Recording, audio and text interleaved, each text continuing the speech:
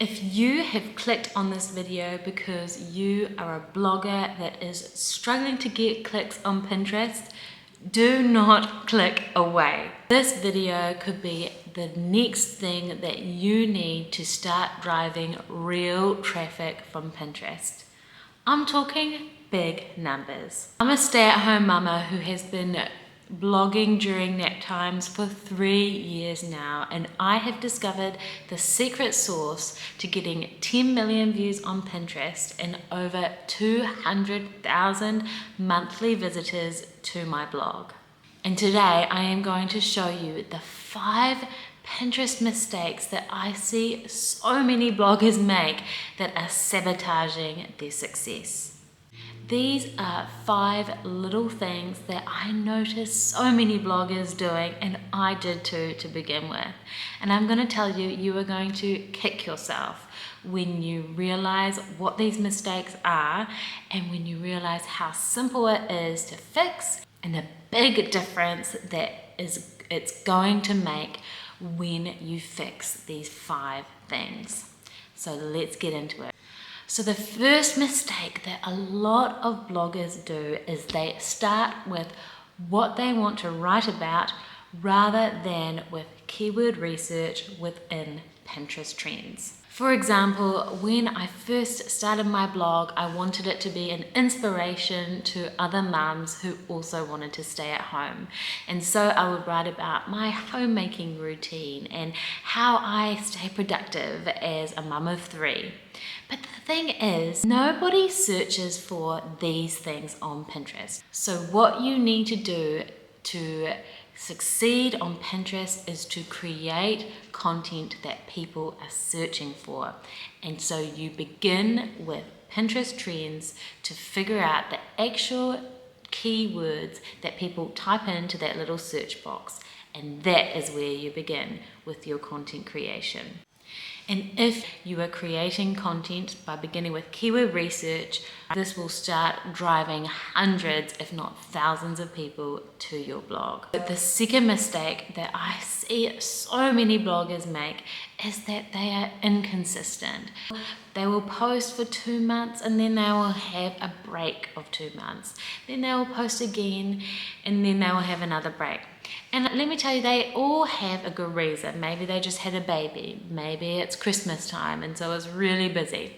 But can I tell you that inconsistency is one of the biggest things that is stalling your success as a blogger, because Pinterest loves content that is consistently being delivered to the platform. So if you are doing 4 posts 1 week and then there is crickets for 2 months, Pinterest is not going to trust you as a content creator.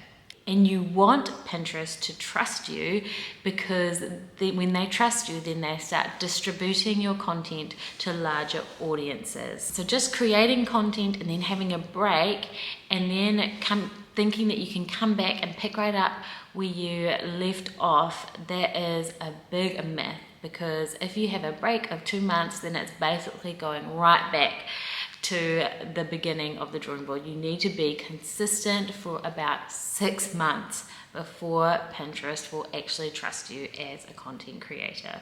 The third mistake that I see so many bloggers make is that they are not posting enough.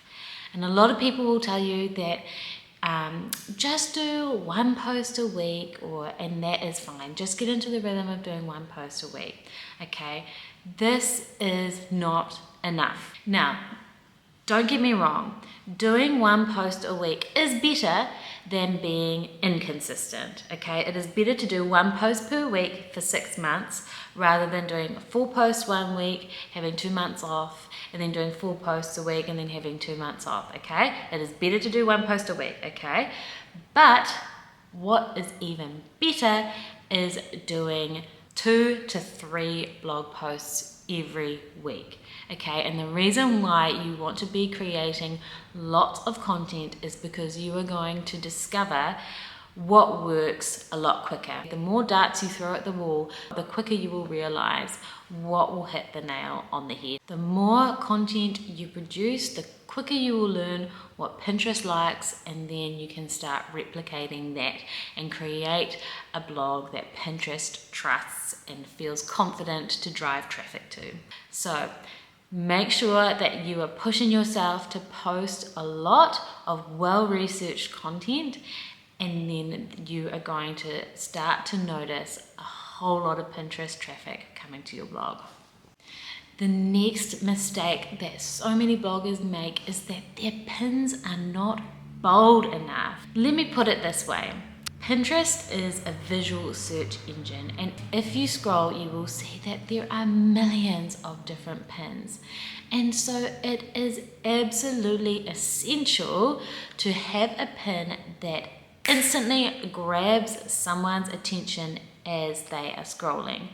Just making it pretty, just making it on brand, making it dainty, making it stylish, that is not enough. You need to create something that arrests, that grabs someone's attention, because you are fighting for space among millions of pins and people scroll quickly, okay?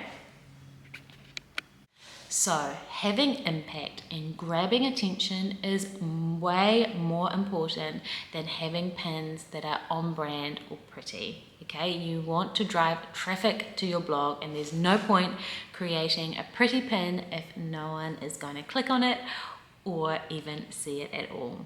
So you want bold font, you want clear images. The fifth and final mistake that I see so many bloggers make is that they just do not have enough boards. I don't hear anyone actually talking about this, but what I have noticed on Pinterest when I look at other accounts who are doing really, really well is that they all have hundreds of boards. Hundreds. Like some of them have 400 boards. That is a lot of boards. And do you know, this is the secret to success, because if you have hundreds of boards that are well named with keywords, then you are just set up to be able to pin more frequently without getting caught in the Pinterest spam radar thing. Okay, so having so many boards enables you to pin so much more. And can I tell you, the bonus mistake is not pinning enough, because you really need to pin a large volume of pins per day if you want to see traffic coming through to your blog. You need to be pinning at least 30 times, or at least 10 times a day. So for every blog post, you should have at least 3 relevant boards that you can pin to. So those are the 5 mistakes that I see so many bloggers make. Let me know down in the comments if you have any questions about this. I'm so happy to answer any questions, or if you have any other topic about Pinterest or blogging that you would like me to talk about.